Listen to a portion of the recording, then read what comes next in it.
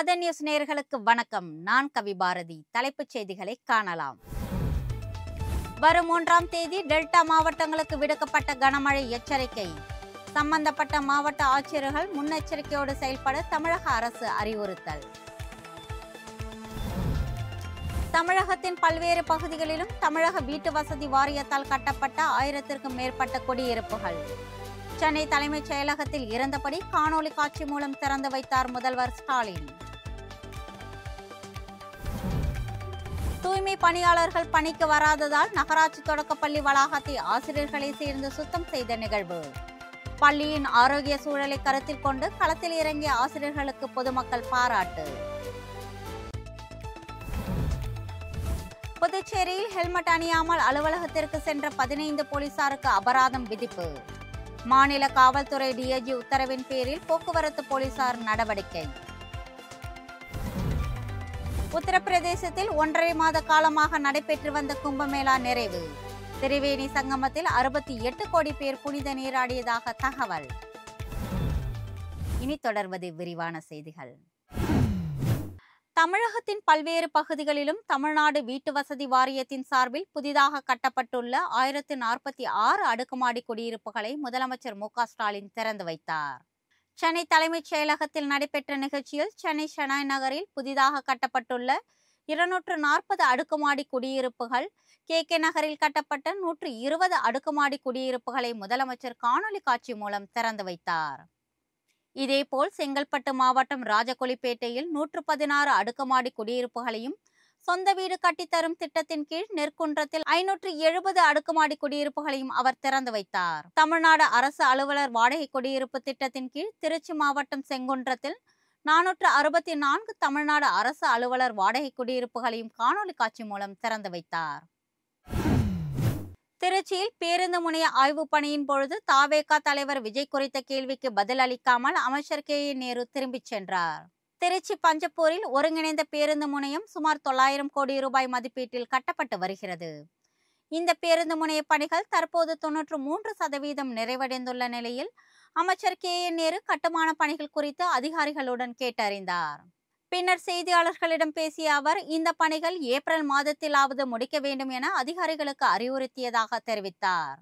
மும்மொழி கொள்கையில் திமுகவும் பாஜகவும் நாடகம் ஆடுகின்றன என்ற விமர்சனத்திற்கு ஒரு செய்தியாளர் எழுப்பிய கேள்விக்கு அமைச்சர் கே நேரு பதிலளிக்காமல் அங்கிருந்து திரும்பி சென்று விட்டார். சென்னை மாநகர பேருந்துகளுக்கான குறிப்பேட்டை ஆங்கிலத்தில் வழங்குவதற்கு பாமக தலைவர் அன்புமணி கண்டனம் தெரிவித்துள்ளார்.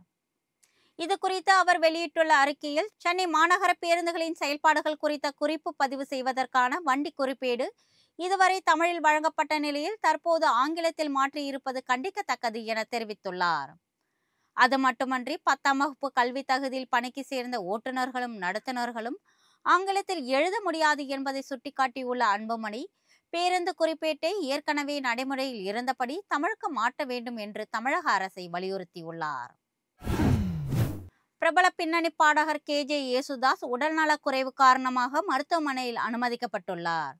85 வயதான யேசுதாஸ் வயது மூப்பு காரணமாக ஏற்பட்ட திடீர் உடல்நலக்குறைவு காரணமாக சென்னையில் உள்ள தனியார் மருத்துவமனையில் அனுமதிக்கப்பட்டார்.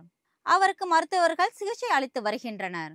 அவருக்கு இரத்த அணுக்கள் தொடர்பான சிகிச்சை அளிக்கப்பட்டு வருவதாகவும் அவரது உடல்நிலை சீராக இருப்பதாகவும் தகவல்கள் தெரிவிக்கின்றன.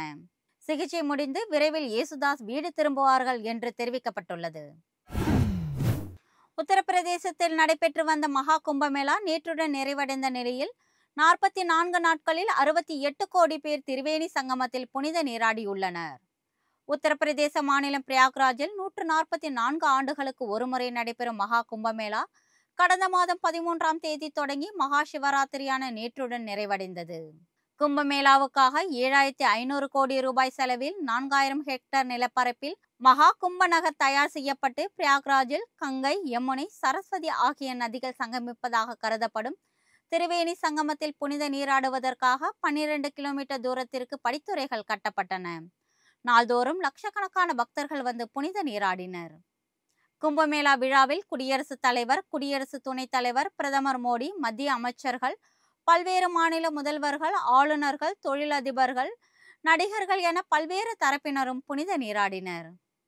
இந்த மகா கும்பமேளாவில் 45 கோடி பக்தர்கள் பங்கேற்பார்கள் என எதிர்பார்க்கப்பட்ட நிலையில் கடந்த 44 நாட்களில் 68 கோடி பேர் புனித நீராடியதாகவும் மகா சிவராத்திரி தினமான நேற்று ஒரே நாளில் 1,44,00,000 பக்தர்கள் வருகை தந்தார்கள் என்றும் உத்தரப்பிரதேச அரசு தெரிவித்துள்ளது. திருச்செந்தூரில் நகராட்சி தொடக்கப்பள்ளியில் தூய்மை பணியாளர்கள் பணிக்கு வராததால் பள்ளி வளாகத்தை தலைமை ஆசிரியர் மற்றும் ஆசிரியர்களை சேர்ந்து சுத்தம் செய்தனர். திருச்செந்தூர் நகராட்சி தொடக்கப்பள்ளியில் 400க்கும் மேற்பட்ட மாணவ மாணவிகள் கல்வி பயின்று வருகின்றனர். தலைமை ஆசிரியர் உட்பட 5 ஆசிரியர்கள் அங்கு பணியாற்றுகின்றனர்.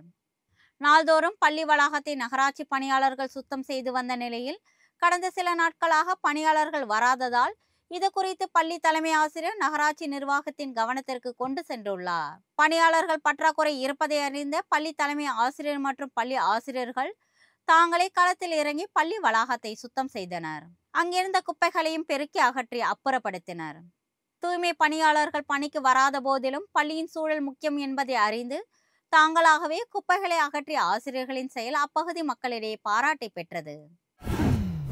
சென்னையில் மெரினா, பட்டினப்பாக்கம், திருவான்மியூர், பெசநகர் மற்றும் புதுக்கடற்கரை பகுதிகளின் தூய்மை பணியை தனியாருக்கு வழங்க மாநகராட்சி முடிவு செய்துள்ளது.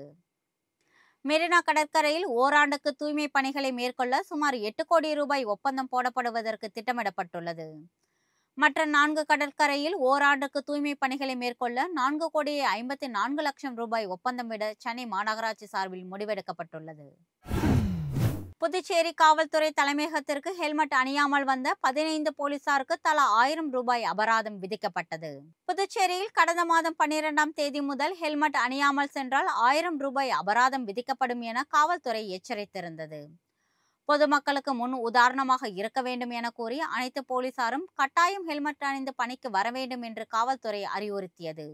இந்நிலையில் புதுச்சேரி காவல்துறை டிஐஜி சத்யசுந்தரம் கடற்கரை சாலையில் நடைபயிற்சி சென்றபொழுது காவல்துறை தலைமையகம் எதிரில் இருசக்கர வாகனத்தில் ஹெல்மெட் அணியாமல் காவலர்கள் பணிக்கு வந்து கொண்டிருந்தனர். இதனை பார்த்த டிஐஜி போக்குவரத்து போலீசாரை அழைத்து ஹெல்மெட் அணியாமல் பணிக்கு வந்த அனைத்து போலீசாருக்கும் அபராதம் விதிக்க உத்தரவிட்டார். அதன்படி ஹெல்மெட் அணியாமல் புதுச்சேரி காவல்துறை தலைமையகத்திற்கு வந்த 15 போலீசாருக்கு தலா 1000 ரூபாய் அபராதம் விதித்து போக்குவரத்து போலீசார் நடவடிக்கை மேற்கொண்டனர். தேனி மாவட்டம் ஆண்டிப்பட்டி அருகே சிவராத்திரி விழாவை ஒட்டி பெண்கள் சாட்டையால் அடிவாங்கும் வினோத வழிபாடு நடத்தப்பட்டது. ஆண்டிப்பட்டி அருகே உள்ள கதிர் நரசிங்கபுரம் கிராமத்தில் அமைந்திருக்கும் அன்னை மகாலட்சுமி கோவிலில் நடைபெற்ற மாசி மாத திருவிழாவில்தான் இந்த வழிபாடு அரங்கேறியது. இதில் பங்கேற்ற ஏராளமான பெண்கள் பூசாரியின் கைகளால் சவுக்கடி வாங்கும் வினோத வழிபாட்டில் ஈடுபட்டனர். இதற்காக 100க்கும் மேற்பட்ட பெண்கள் வரிசையாக நிறுத்தப்பட்டனர். இதன் மூலம் குடும்ப கஷ்டங்கள் நீங்கி நினைத்தது நிறைவேறும் என அவர்கள் நம்பிக்கை கொண்டிருக்கிறார்கள். இந்த கிராமத்தில் இது தொன்று தொட்டு வளரக்கூடிய ஒரு நிகழ்வு என்றும் இந்த வழிபாடு தங்களுக்கு மனநிறைவை தருவதாகவும் பெண்கள் கூறினார்கள். ஐசிசி சாம்பியன் கோப்பைக்கான கிரிக்கெட் போட்டியின் லீக் ஆட்டத்தில் இங்கிலாந்தை வீழ்த்திய ஆப்கானிஸ்தான் அணிக்கு இந்திய அணியின் முன்னாள் ஜாம்பவான் சச்சின் டெண்டுல்கர் வாழ்த்து தெரிவித்துள்ளார். இது குறித்து அவர் வெளியிட்டுள்ள எக்ஸ் தளப்பதிவில் சர்வதேச கிரிக்கெட்டில் ஆப்கானிஸ்தான் அணி நிதானமான தொடர்ச்சியான எழுச்சி கண்டு வருவது உத்வேகம் கொடுக்கிறது என குறிப்பிட்டுள்ளார்.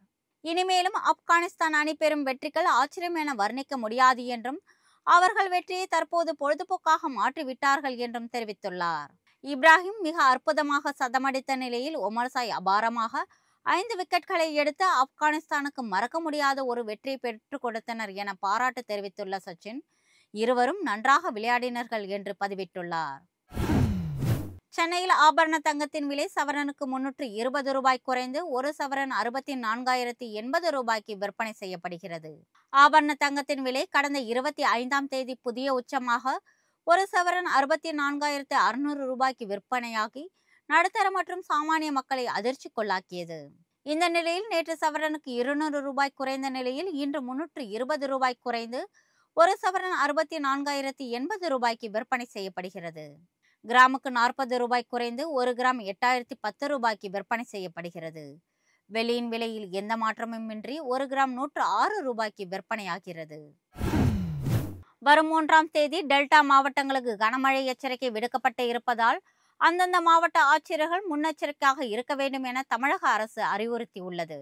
இன்று முதல் வரும் 1ஆம் தேதி வரை தஞ்சை, புதுக்கோட்டை, ராமநாதபுரம், சிவகங்கை, விருதுநகர், தேனி, மதுரை, திண்டுக்கல், தென்காசி, தூத்துக்குடி, திருநெல்வேலி மற்றும் கன்னியாகுமரி ஆகிய மாவட்டங்களில் கனமழை பெய்ய வாய்ப்புள்ளதால் வானிலை ஆய்வு மையம் ஏற்கனவே தெரிவித்திருக்கிறது. இந்த நிலையில் டெல்டா மாவட்டங்களில் கனமழை எச்சரிக்கை தொடர்பாக 12 மாவட்ட ஆட்சியர்களுக்கு தமிழக அரசு கடிதம் அனுப்பியுள்ளது. மழை தொடர்பாக அனைத்து துறைகளிலும் ஒருங்கிணைத்து முன்னெச்சரிக்கை நடவடிக்கைகளை மேற்கொள்ளுமாறு அதில் அறிவுறுத்தப்பட்டுள்ளது. இத்துடன் ஆதன் செய்திகள் நிறைவடைகின்றன. வணக்கம்.